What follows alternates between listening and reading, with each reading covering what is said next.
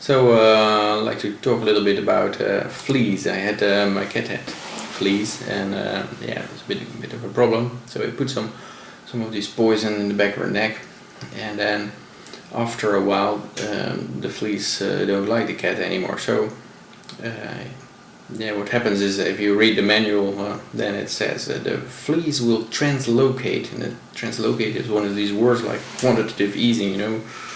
It's starting it's itching word already, and yeah, so the cat becomes very affectionate and wants to sit on your lap all the time, because the fleas drop out and they sense the heat, and then if they go, oh, this host is poisoned, let's drop to this other one, and yeah, they can't survive on humans, but they take a bite out of you. It's still pretty annoying. So for once, the government is not the biggest set of leeches I'm worried about. So I do some research on these fleas, and you see there are 4 stadia. There's a flea, and there's an egg, and then there's a larvae, and then there's a cocoon. And yeah, the cocoon can stay hidden for a long time, and then you suddenly have fleas again. So it's very hard to beat. You can kill all the fleas and just vacuum all the eggs, but then you still end up with fleas after a while again. So yeah, it's just a very well designed almost structure or a reproductive cycle, and because you feel you want to get rid of him, and then it feels like all your moves have been anticipated, and it's not the case, of course, because yeah, only the ones that anticipated your moves survived. So it is not designed, but I can really understand that you feel like it's intelligently designed. Like I can understand you feel like free will is true, because it really feels like you could pick up this glass or not.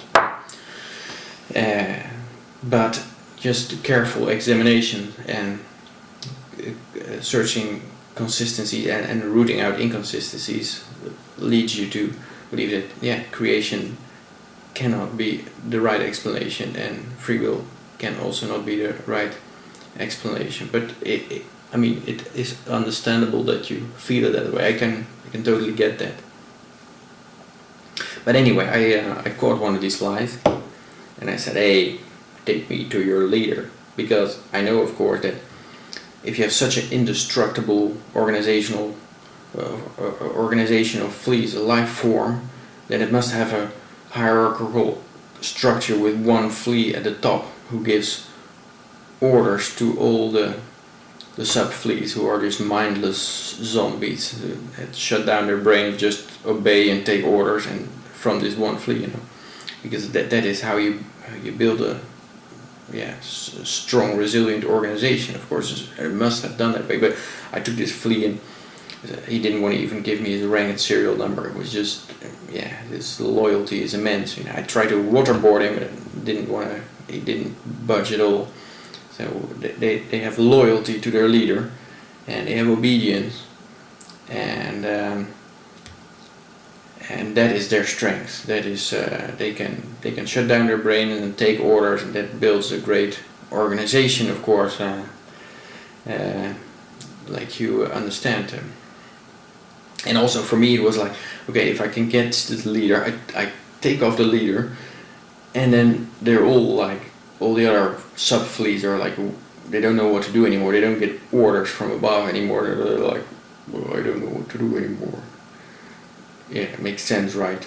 That is, yeah. And I could even take over the whole structure by taking over the command structure. I just command them all. I take over the order input, and then, yeah, it would be great, man. But yeah, they to resist that, they have great loyalty and patriotism and willpower and mindless order taking. So yeah, you cannot infiltrate it. It's a very strong organization. But yeah, thinking of that, I was thinking humans are basically only maybe with lemmings organization or a species that take a really stupid organizational form, especially in times of crisis. I remember this story of the Roman Republic. Then they had this this clause that it was okay to kill a king, a regicide was okay because anyone who wanted to be the boss of the subjects was allowed to be killed, and it was a respectable thing to do, unless there was a time of crisis. Then in time of crisis what you did is you shut down all the brains of all the subjects, and they just take orders of this one guy who then oversees it all with his one mega brain, and make sure the right things are done for his subjects, right? And of course what happens there, that Caesar went abroad and killed and plundered in Gaul and the Germanic tribes, and destroyed and pillaged and torched, and then he went back, and of course, then what happened is a crisis occurred. And what do we do with the crisis? Let's look in the big book of what to do with the crisis. Oh yeah, then everyone listens to me and is obedient and takes my orders, and I'm the boss. And it's just amazing that with fleas, if you poison them, I don't think they gonna go to the most. That's a time of crisis for them. They don't go to the most stupid organizational form you can think of, right? That would make sense. But humans, it's like lemmings. They just jump off a cliff. But this whole thing about fleas got me thinking about Christians. That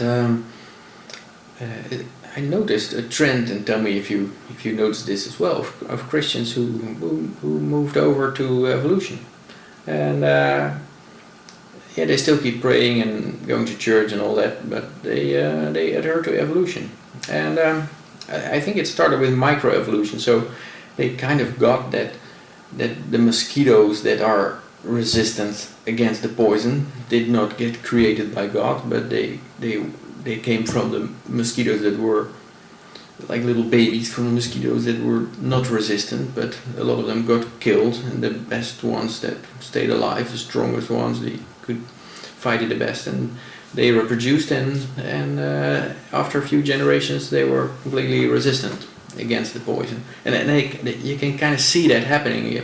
You can even do this kind of cycles in a laboratory. So it's hard to deny this microevolution. It's just in your lifespan, you can see it taking place. So I think they kind of had to go with that, and that's what it is. Okay, we agree with microevolution, but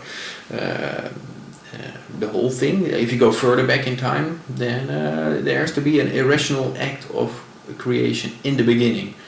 And it is a bit like Newton's idea of a clockwork universe, right? So he says everything has natural laws, and nature just unfolds according to these laws. But where is the place of God then? God is the blind watchmaker who wind up the watch in the beginning, created it, and then the laws of nature started running, and he didn't interfere anymore. That's where the term the blind watchmaker comes from. Newton's clockwork universe. And I think it kind of stretched from there to back in time, and then some of them perhaps gave up the whole idea and said, okay, then we go evolution to the complete beginning, but we keep on praying and going to church and stuff. I noticed that, but let me know if you've seen that as well.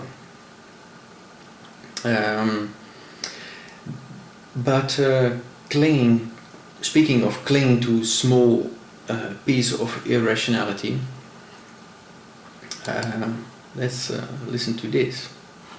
If we could determine whether the universe was more deterministic or free will, that might affect the kind of decisions that we make, and that might affect the degrees of happiness that everyone experiences in the future. Just because. But you see, you've just introduced an enormous brain dump of fudge into the equation, which, I understand. But you said more deterministic or more free will. But it's binary, right? It's binary. If we have 1% of free will, then free will exists, right? It is a binary equation, at least according to the people. Because, look, I recognize there's a huge amount of stuff that is determined. I mean, Do I believe that my gender has nothing to do with my way of thinking? Well, of course it does. So first of all, binary means that it is either all causeless or all caused.